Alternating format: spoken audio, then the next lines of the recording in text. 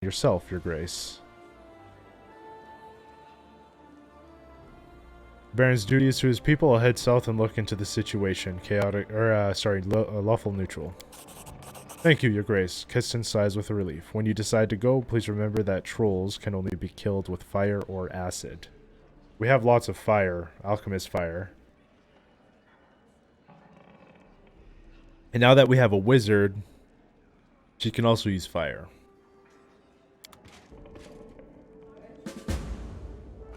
Trolls who didn't fear fire? That sounded terrible, and dangerous, and terribly dangerous.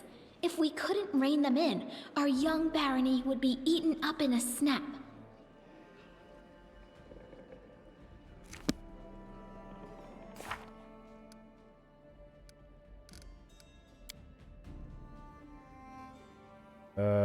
To deal with the trolls, we must first learn more about them. This whole mess of trolls can't just roam. Can't just roam around all the time. They surely must have a hidden base, or a lair at least, a stinky, filthy troll lair.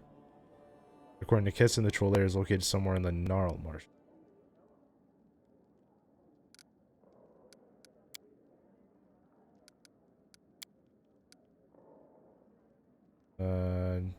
Let's see. Plague has overtaken the entire barony, so we had to fight it the same way altogether. Now where's my broom? The time has come. Let us visit the Bald Hilltop to deal with Saint Curse. It has our priests worried. Before the curse gains its full power.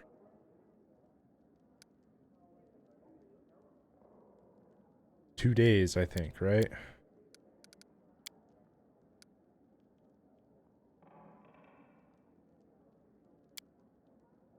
Legs trading post.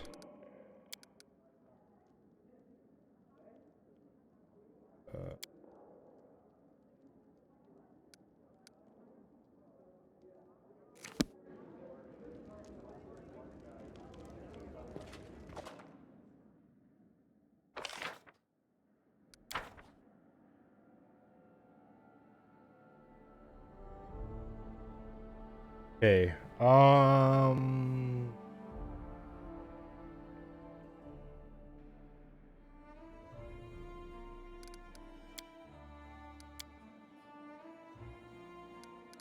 Whoops.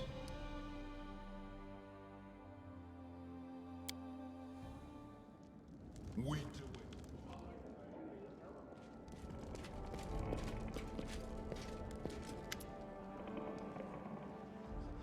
The man standing before you resembles an elf, but a very old one. His face is wrinkled, and his beard is as white as a mountain snow. The man seems to be completely blind. The old man stares past you with unseeing eyes. He seems to be consumed with his thoughts. He mutters a soft melody, swaying back and forth slightly to its rhythm. The man shudders briefly and stops singing. His mouth opens and closes a few times, bringing to mind a fish brought ashore. Ah, who is there? Is that you, Your Grace? Who are you? I am an elf from Kyonin. My name is not important. I am a storyteller, collector of stories. I collect unknown legends of ancient times. The man smiles, but it doesn't seem to be directed toward you. Long ago, I was a smith in Kyonin. The fire of the forge has burned out my eyes, but I am grateful for it. If I could see, I would yet forge suits of armor for Ayadara's guards. Instead, I have stepped on the path of an adventurer and gatherer of ancient legends.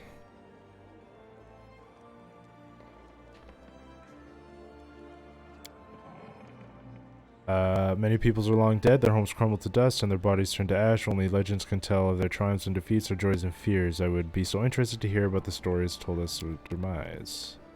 Always been drawn to the Stormlands, where countless expeditions, armies, and even kingdoms have met their untimely ends. When I learned of a new barony being founded at the heart of these lands, I knew I wanted to be part of its story, so I made the journey. Okay,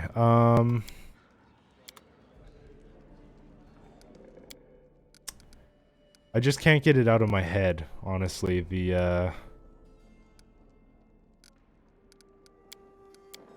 I can't get it out of my head. Those two missions that I ended up losing.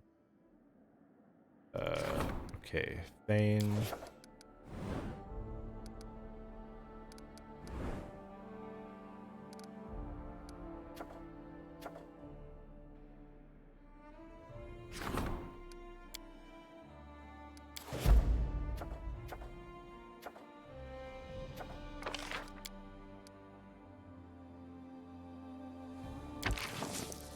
Okay, so I want to do this.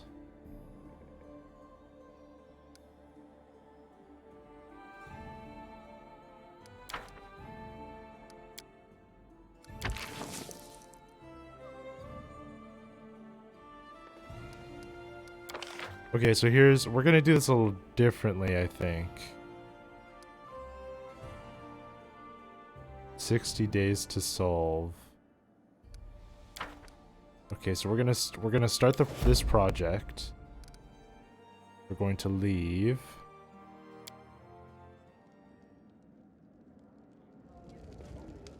We're going to talk to him. Actually, quick save. Then talk to him. I require rest. Who are you?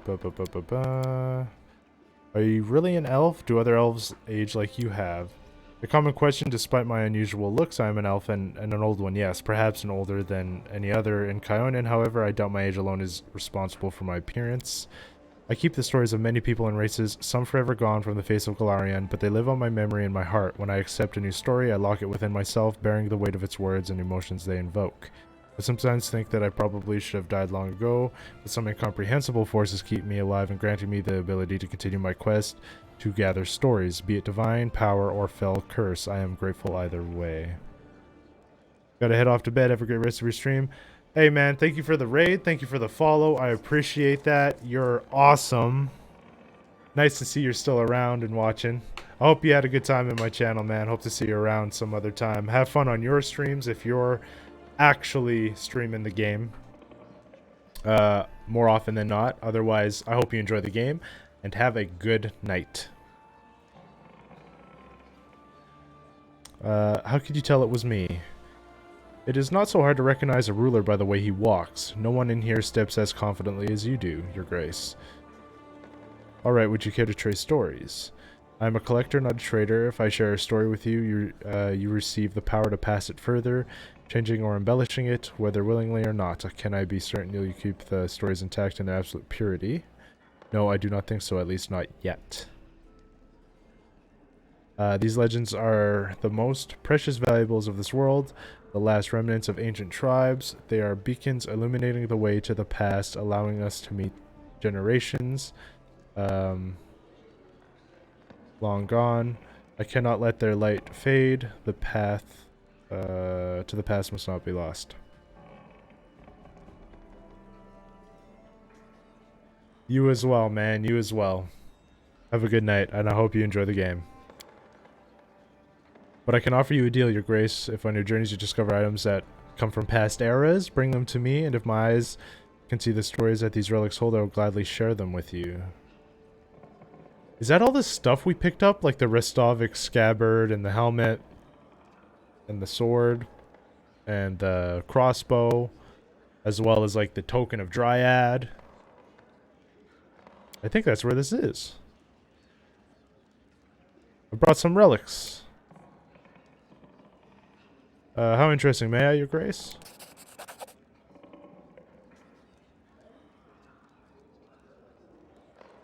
$600 gold coins? Oh my gosh!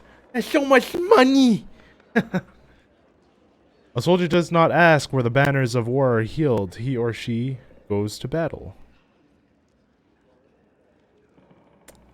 Wait, so that's one, and I have like tons of them. So did I just take the one? And should I come back with more to get like tons of money?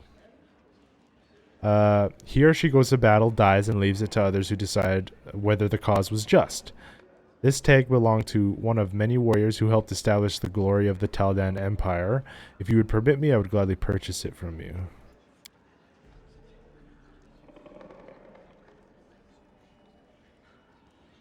I need a wise advisor at my court. Would you like to serve me in matters of state?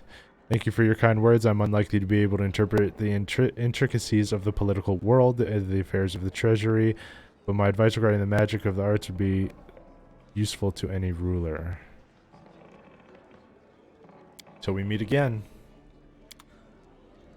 Oh my god.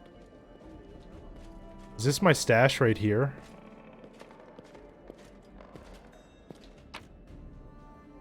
Oh, it is.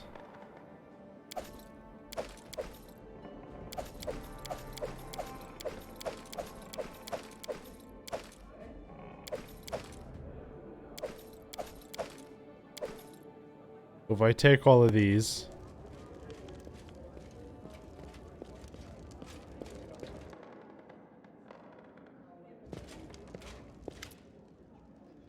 I've brought some relics. Tokens of the Dryad, 2,700 gold coins.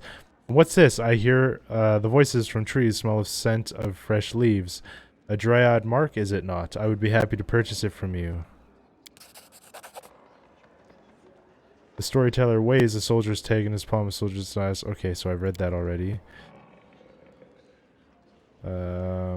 Be interested in the story with a okay.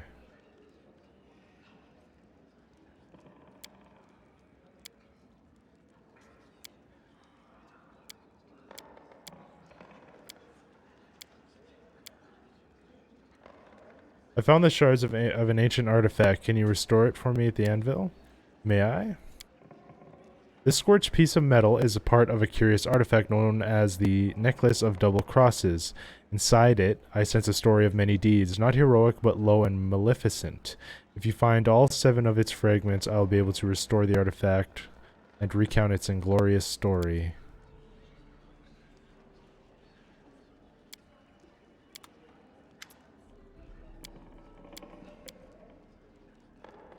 Oops.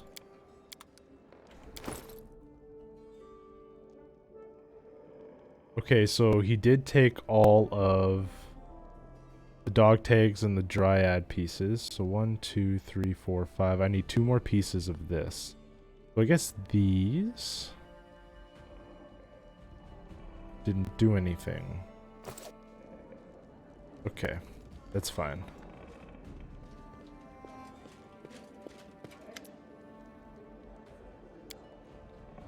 Greetings.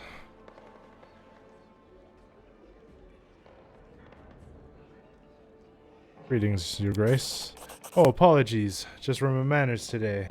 I must have my head in the clouds today. I'd like to learn more about you. Me, I'm such a bore. What would you like to know? Tell me about your family. House Lebeda is considered one of the most influential in Brevoy, and rightfully so. We own the fertile lands around Lake Raikol and the Castle of Silverhall, an impressive structure famous well beyond Brevoy's borders. We also control a significant amount of the lake and river shipping trade in the region. And if it's my family that's of interest to you, my father passed away long ago. My mother spent years attempting to marry my sister Elana off to our beloved king, Naleski Sertova. As for myself, well, the family remembers I exist on the rare, or not so rare, occasions when I end up causing everyone trouble. Judging by that story, it seems no one is truly close to you. Close relations are a luxury that some people can't afford. I once became close to a man I considered to be a mentor and a friend. I later learned he'd been using me to acquire information on my house's caravans for some local bandits. I learned much from that experience, and so I shall watch your entourage with a keen eye. I won't allow any trustworthy or suspicious people to go unnoticed. You can trust me on that. That is awesome. I like having him part of my group, just because he had one experience, and that one experience has made him very, very paranoid. But that could bode well for us. What do you value most in people? Decisiveness. Lander answers immediately, then adds, well, sensible decisiveness.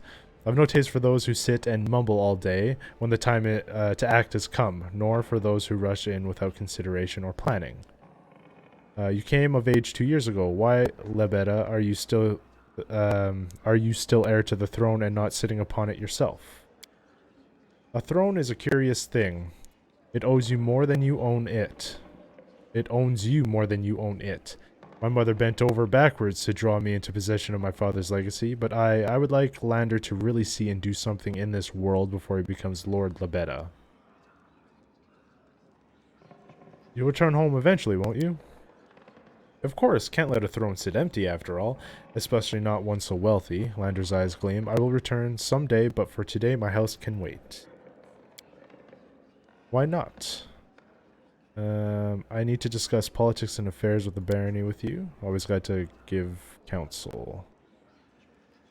What's going on between the royal house of Sertova and Aldora sword lords? To be blunt, sly schemers battling for power against stubborn blusterers. Long ago, both of them ruled a kingdom of their own. The Sertovas ruled over Issia and the Aldore over Rostland. The Coral Rogarvia came in with its dragons and made it abundantly clear to everyone that everything they saw around them was his. Okay. Who do you think ran quickest to express their deep devotion and loyalty? It certainly wasn't the Aldora. They fought to the last, and they almost died out as a result. Over the next 2 centuries, the Sertovas squeezed everything they could from the benevolence of the rulers, and now, after the vanishing of the Rogarvia line, Noleski Sertova has seized the throne. But the Sertovas owe a blood debt to half of Brevoy. It will prove difficult for them to hold on to that power. This makes them paranoid. They see enemies everywhere, and the Aldore are no exception. What's my barony's role in the Sertova-Aldore conflict? I'm certain they'll keep trying to win my support.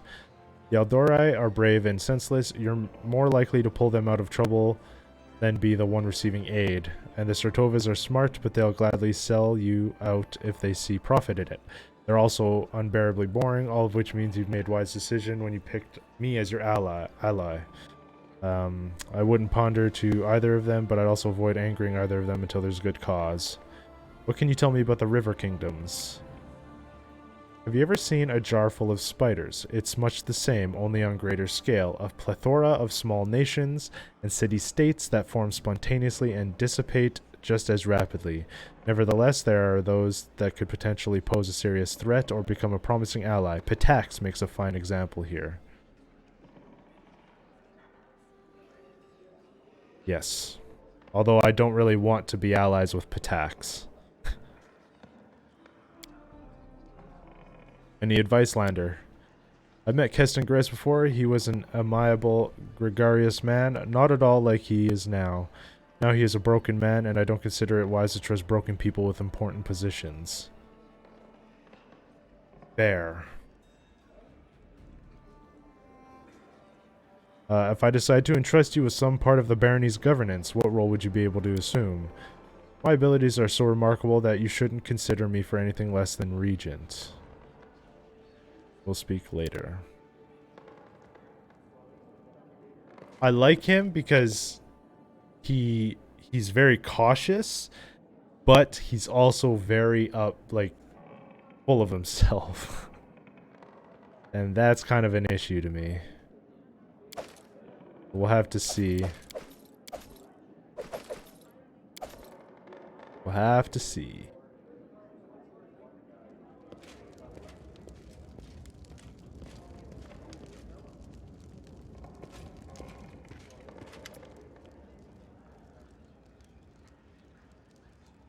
Tell me about yourself.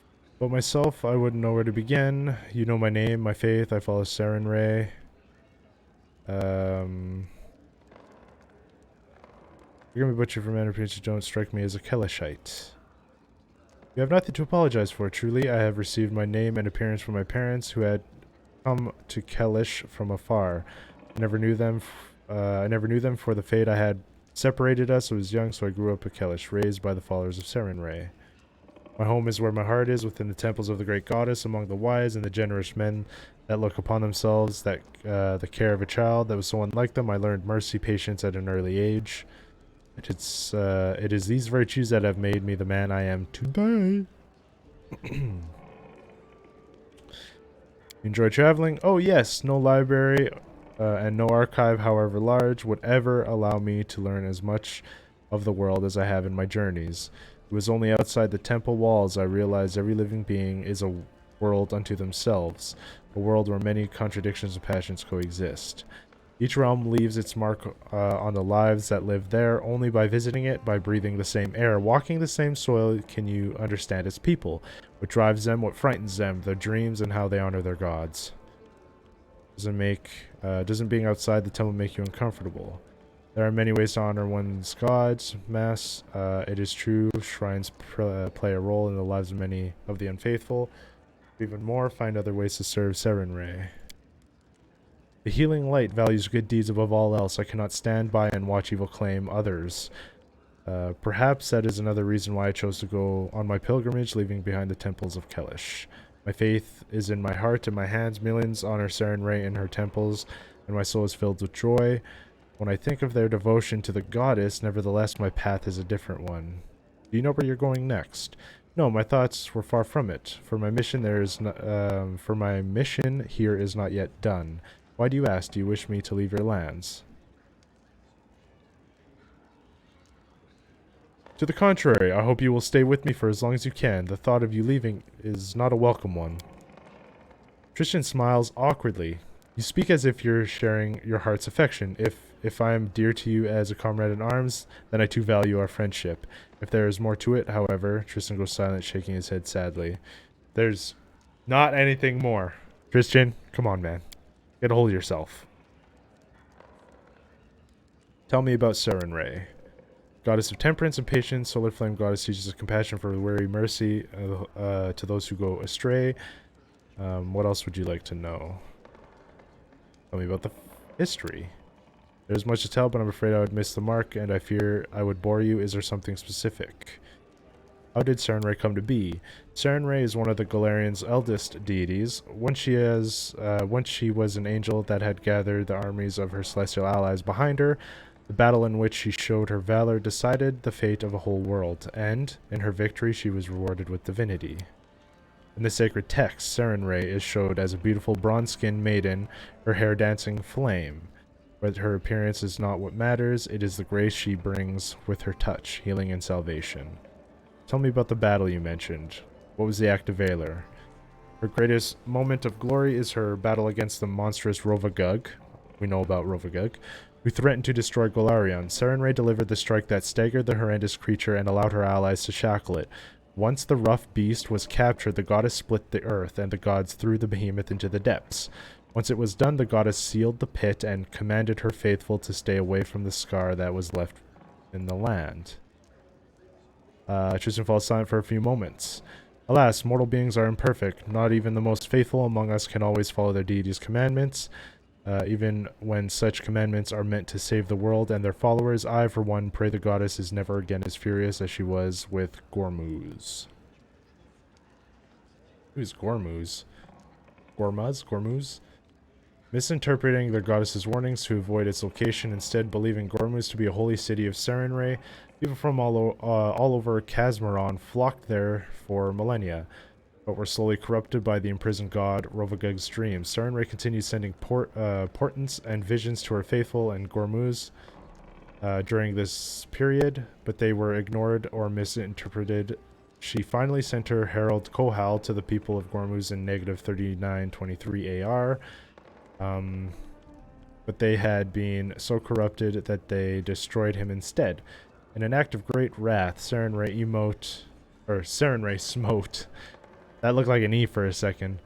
Smote Gormuz with her scimitar, destroying it completely and creating an enormous rent in the earth that eventually became known as the Pit of Gormuz. From this great chasm have emerged some of the most powerful and destructive creatures in the world's history, known effectively as a spawn of Rovagug. Dang. An error of faith, perhaps a lesson, but it speaks to the danger when one listens to mortal words and one stops listening to their faith. Serenray forbade her followers from coming near the place of Rovagug's imprisonment, but some of her priesthood misread her and began to preach of a sacred place where the mightiest of temples dedicated to the goddess were to be constructed. The people listened to these sermons and went forth to the lands touched by Serenray's scimitar. On the scar that sealed the well, they founded Gormuz, a holy city that was to become the greatest monument to Serenray. Unsurprisingly, after the city was built, faithful from all over Golarion traveled there to worship. Serenray sent omens and visions urging her followers to leave the dangerous place filled with the dark will of the shackled Rovagug, but in their pride, the people misinterpreted or ignored her signs altogether, where they had already come under Rovagug's influence. Finally, the goddess sent her herald to the city, but the fanatics killed him. Realizing the people had turned from her, the enraged goddess smote Gormuz, raising it from the face of Golarion with a single strike of her scimitar. Today it is called the Pit of Gormuz, a well of pain and suffering. Tell me about the pit. It's a great crevice in eastern Casmaron. The lands surrounding it are dead, soaked in poison. The Pit of Gormuz seems bottomless until someone dares gaze into its depths. All who have dared tell of a strange distant glow, a glow that followed them in their dreams ever since. Throughout all of history, the pit has spawned creatures, hideous beasts of overwhelming power, and driven by only one single desire, to destroy everything they see. Some were defeated, such as the nightmarish Ulanut, whose carapace to this day towers above the capital of Osirian. Others proved too strong to be defeated by mortal hands. The most terrible of them was the Tarasque, the Armageddon engine, who to this day lies dormant deep beneath Avistan. Dude, the amount of lore of like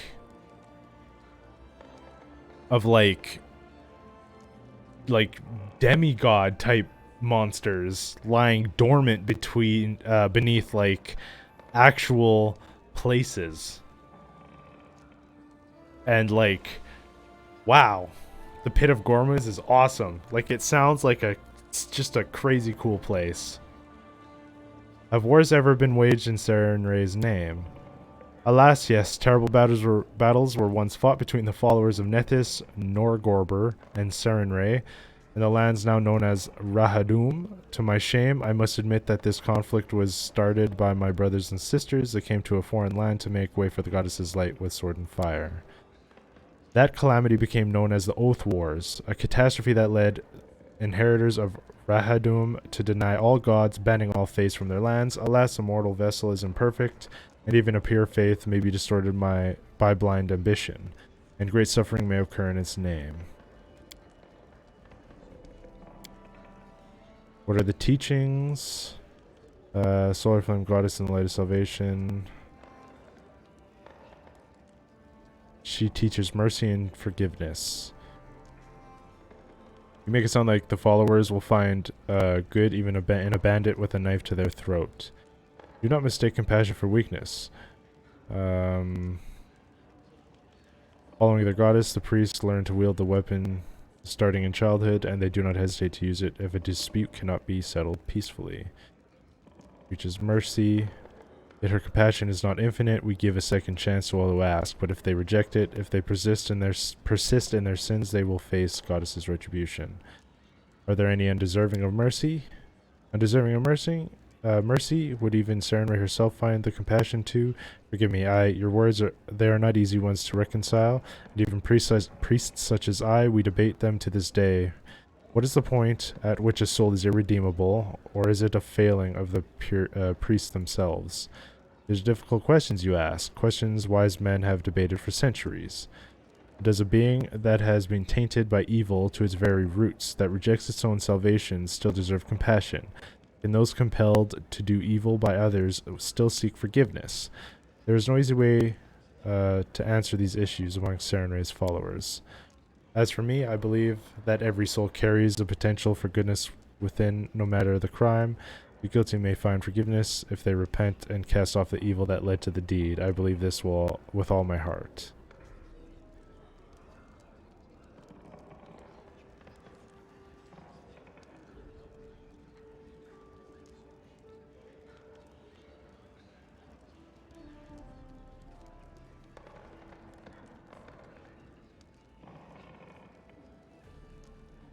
I do not agree. There are crimes that cannot go unpunished.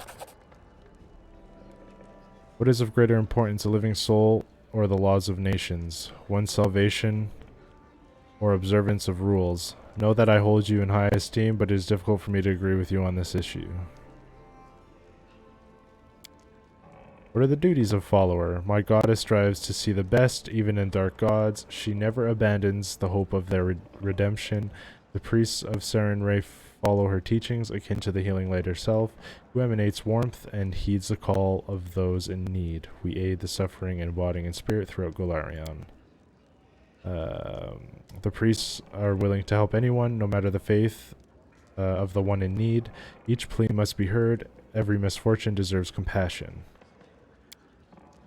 Sometimes the mercy of the solar flame goddess is the last thing that can save one's soul from ruin. We have no right to withhold it from the truly repentant.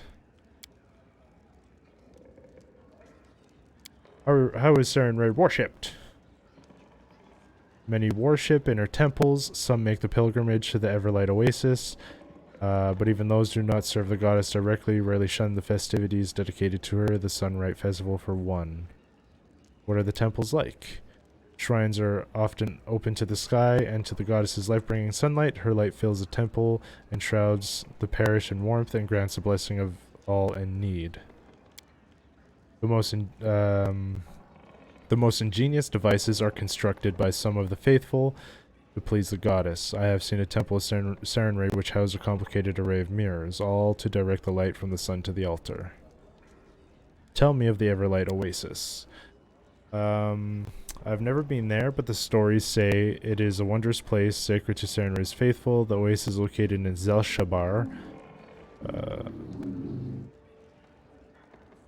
Goddamn person riding a motorcycle outside. Which lies in Kazmaron. Pilgrims from without Golarion travel there, seeking the goddess's blessing. According to legend, the waters of the Everlight Oasis are imbued with healing properties, and anyone who bathes in them shall be cured of any ailment. What is the Sunrot Festival? It takes place on the day of the summer solstice, when the prayers of her flock can reach Sarenrae the easiest. In each quarter of the Pedishat Empire, the people praise their goddess by dancing and singing, setting off fireworks and flying kites.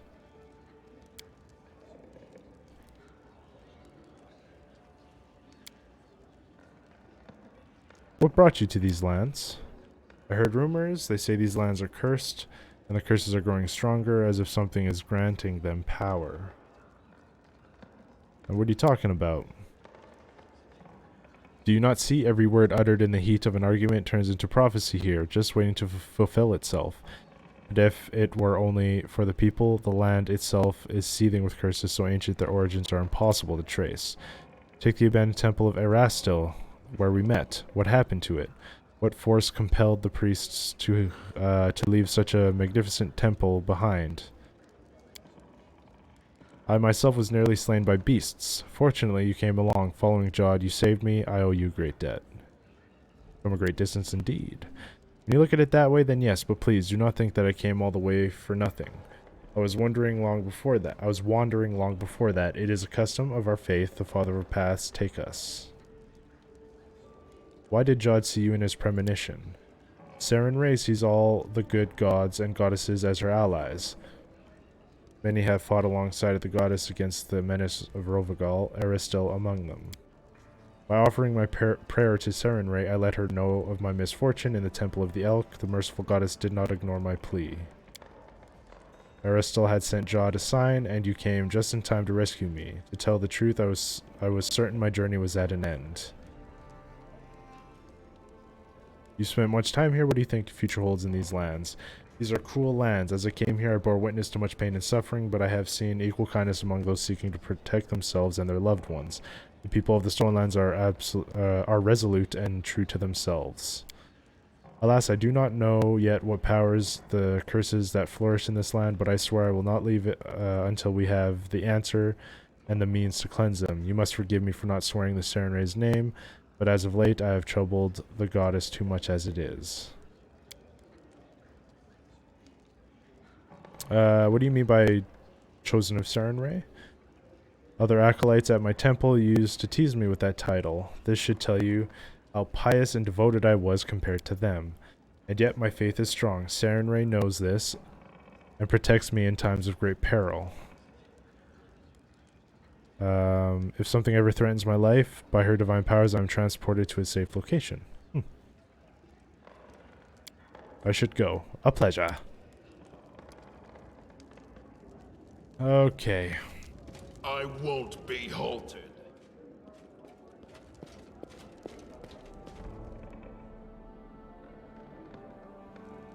I require rest.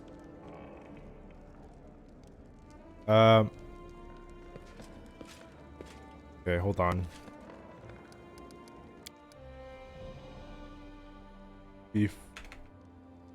Before level up to level 5, right? It's 5. Last one was 4. Yes.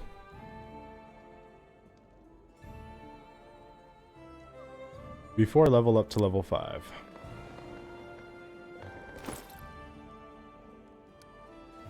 All right.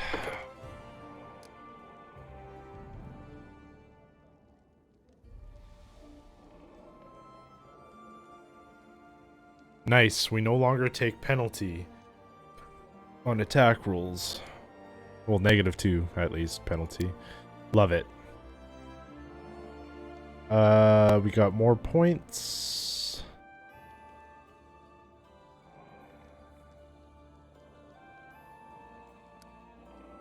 Know a little bit more about religion. A little bit more about world. A little bit more about arcana. No. Nature. Perception, actually. Another feat.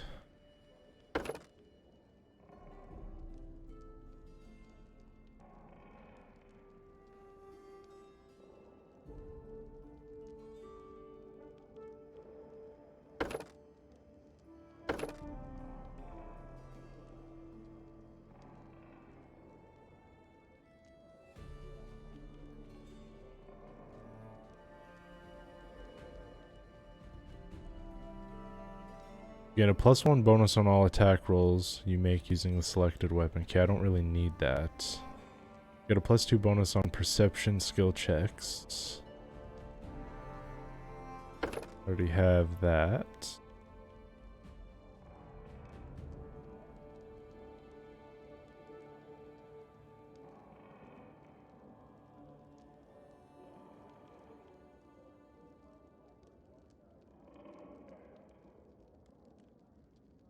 Ooh, back to back might be nice. Give Valerie that.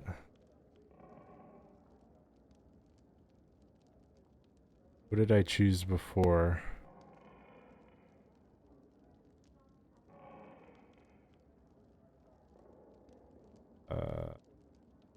Your familiarity with a specific type of armor increases the amount of protection you receive from it.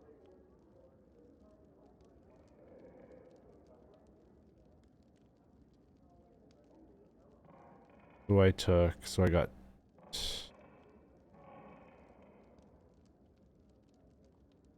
combat mobility, shield wall, dodge. Back to back.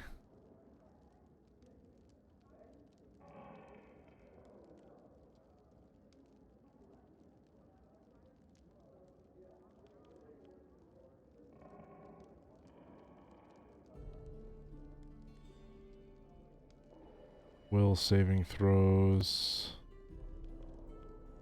Whenever you and an ally who also has this feat are flanking the same creature, your flanking bonus on attack rolls is increased to +4. In addition, whenever you score a critical hit against a flanked creature, it provokes an attack of opportunity from your ally.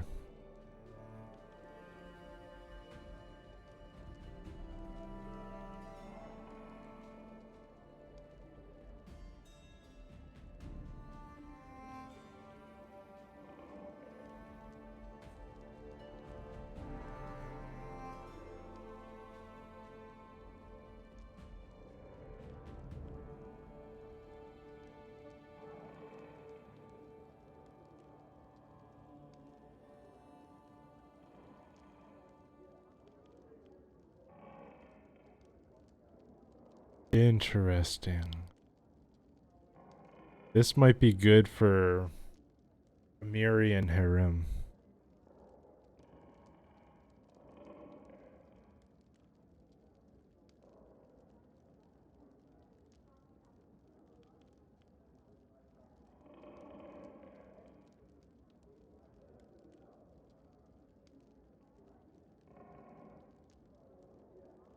Let's see.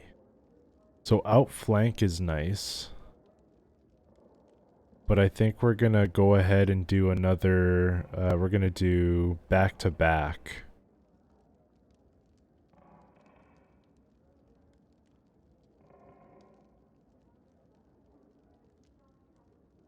Yeah.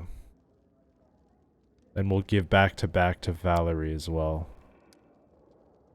I require rest. We'll do Valerie next.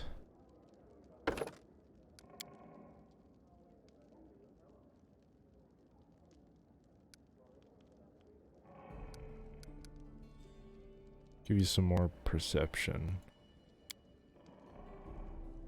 Back to back.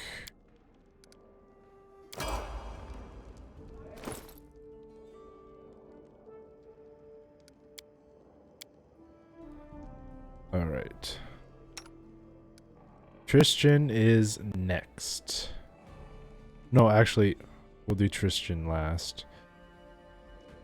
Eschewing physical armor for protection via the strength of his faith, and an ex-Lythurge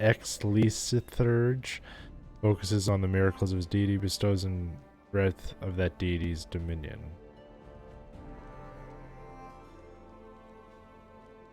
Okay, right, we were gonna do him last. Do a Miri.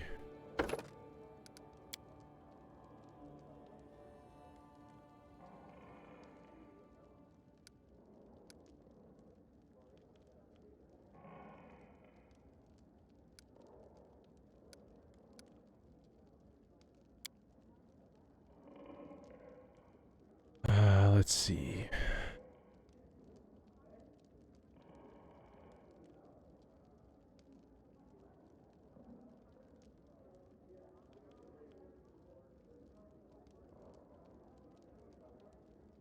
This allows us to wear it, I guess.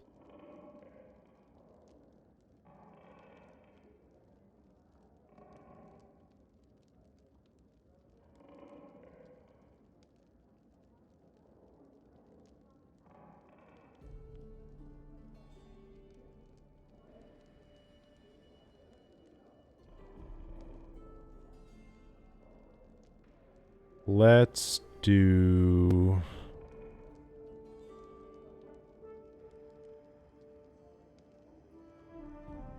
We're gonna go outflank.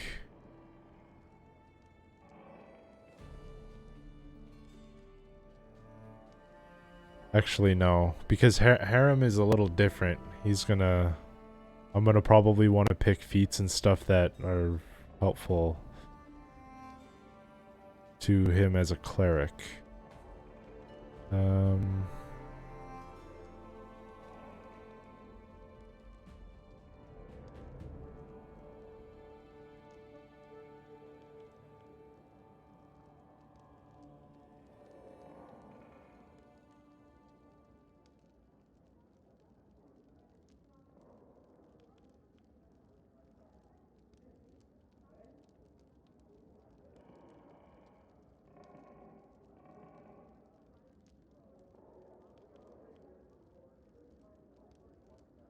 Can I have... I wonder, can I have power attack and lethal attack both chosen?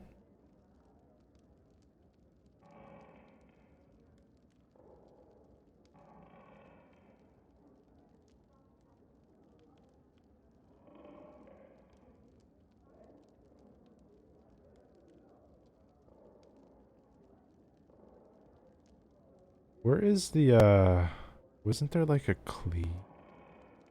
Or maybe...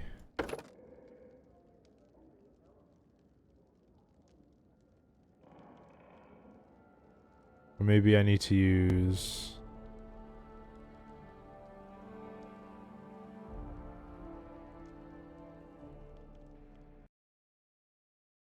What gives us cleave? Pathfinder, Kingmaker, cleave.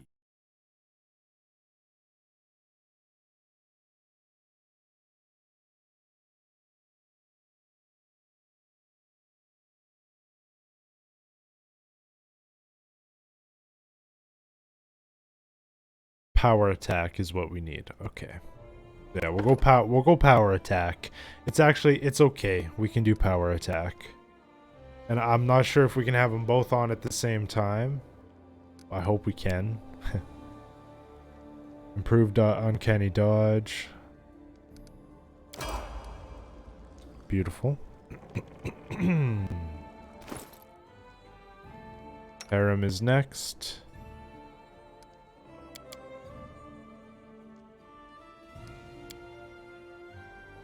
Yes, they're gonna be cleric still.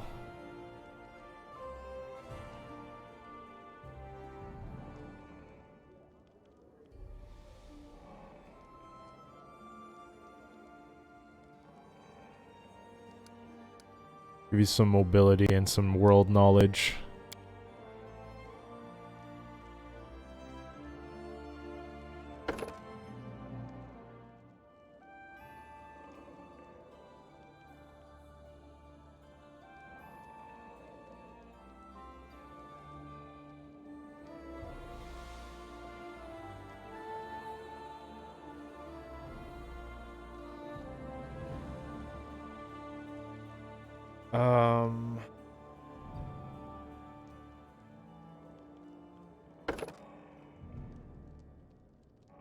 The AC bonus granted by heavy armor you equip increases by 1. So that's what I'm going to choose so far. Combat casting. You are adept at spell casting when threatened or distracted.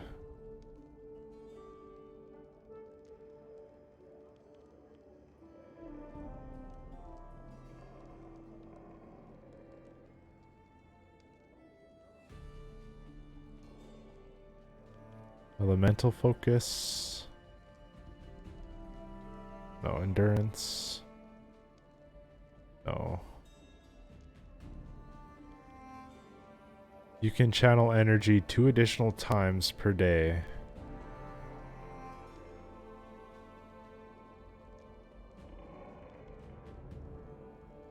Shoot saving throws.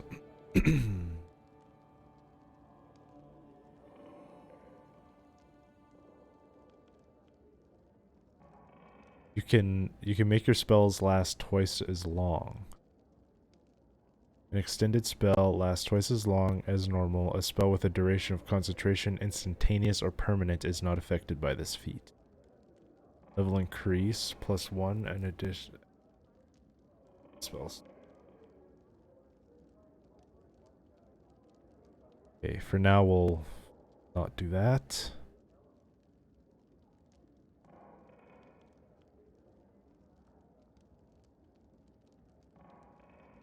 Oh.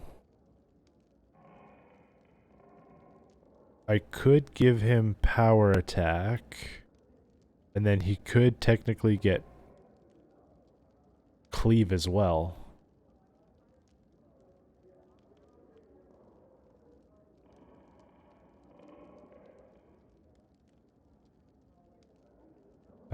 You get a +2 bonus on caster level checks. Made to overcome a creature's spell resistance.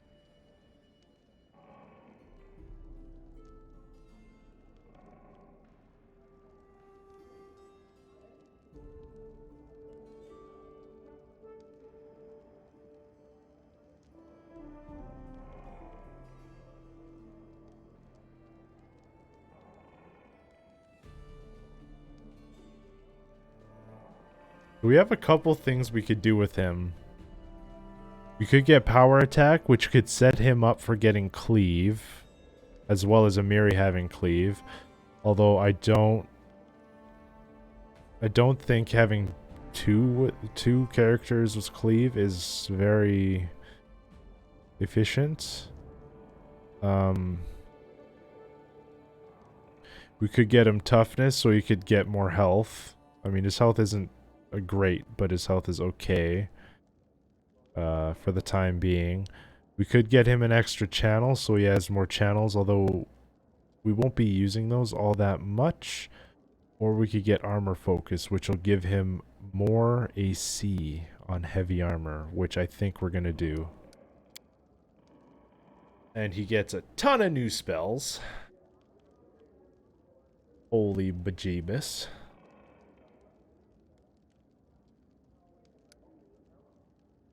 This spell raises 1d4 plus 2 undead skeletal champions.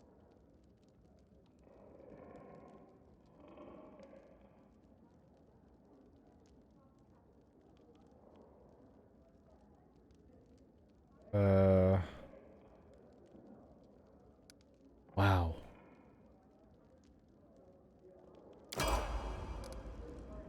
Okay. I can't wait to set him up. Because I got like a special way I'm gonna set him up. I'm so excited. Ah! Okay. Octavia. You are next. Wizard.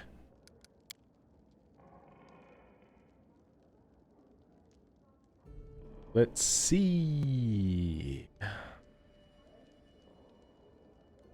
I will be saying this now. If I do find some sort of NPC companion throughout the game that is strictly wizard, I will be choosing them over her because she is technically built around being an arcane trickster, or basically like a rogue that has major capabilities to use spells to like get around quickly and to do lots of quick damage and stuff.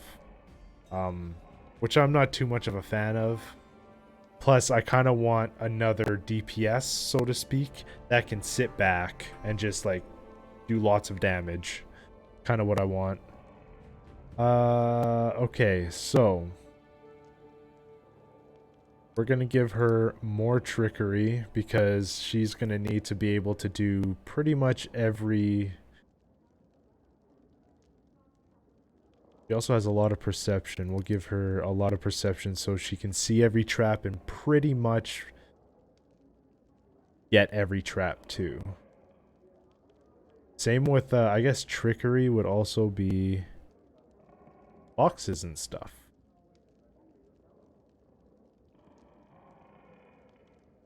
Let's also do use magic device. Yes.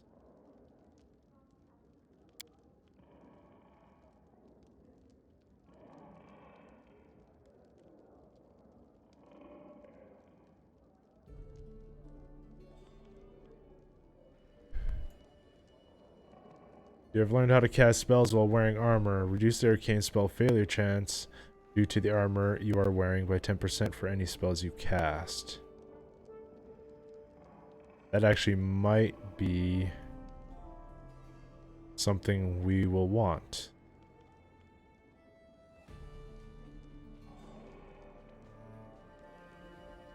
Let's see.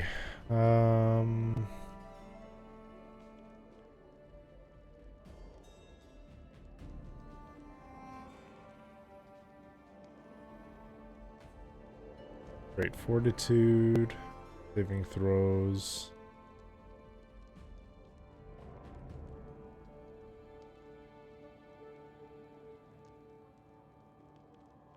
Don't really want her to have a shielded caster.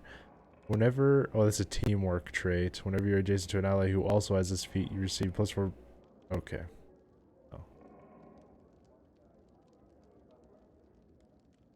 Your spells break through spell resistance more easily than most. You get a +2 bonus on caster level checks. Made to overcome a creature's spell resistance.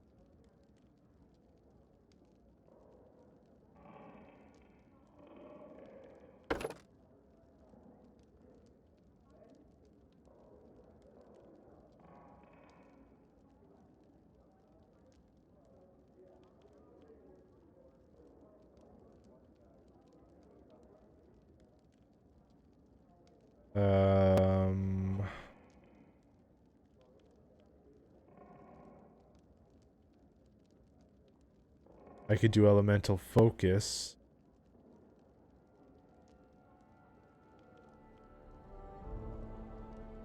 Yeah.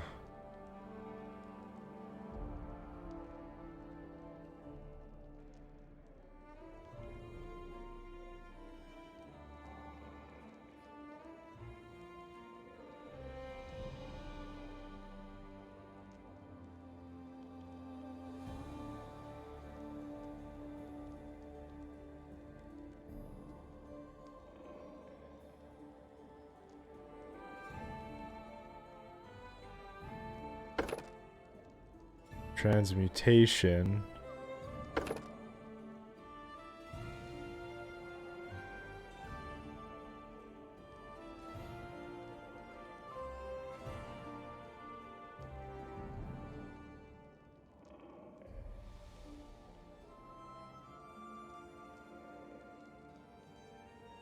Is evocation or abjuration? I don't know.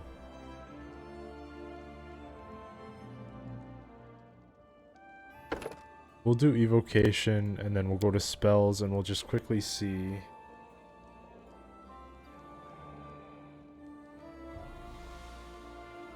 Yes.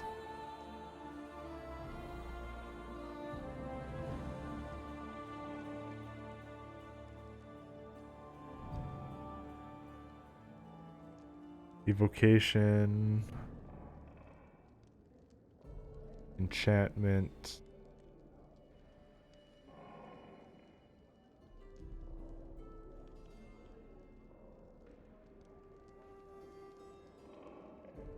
Yeah, evocation. And then we could take enchantment later to help with people being not being able to like resist hideous, or being able to resist hideous laughter and stuff like that.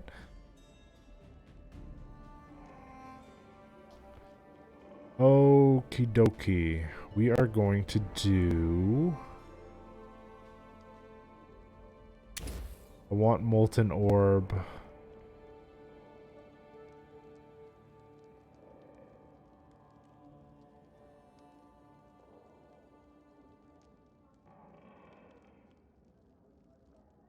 Arc Flame to leap from your fingers, burning one enemy nearby, plus one additional enemy per 3 caster levels.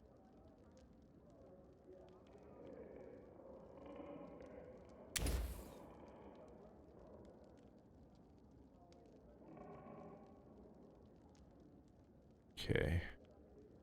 Yes, because it was evocation, right? So these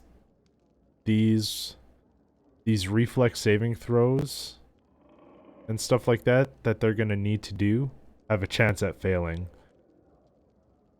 The same with like this one here. Oh no, this is conjuration though.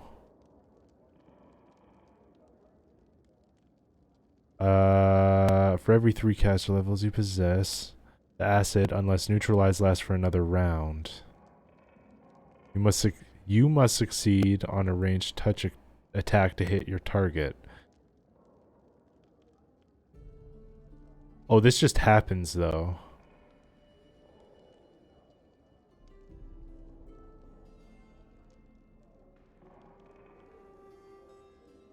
This just happens. But like the Molten Orb, for example, every creature within 5 feet of where the ball hits takes 1d6 points of fire damage from the splash. Reflex half. Each of these creatures takes an additional 1d6 points of fire damage each round for the next 1d3 rounds. So this will make it harder for them. Got it. It's so hard to touch things in game. Yeah. Right, so that's what I want to do. Yeah, that's kind of why I'm making her like a glass cannon that sits back. Because I want her to do lots of damage from afar. Okay, and last but not least, Tristan. Oop. Cleric.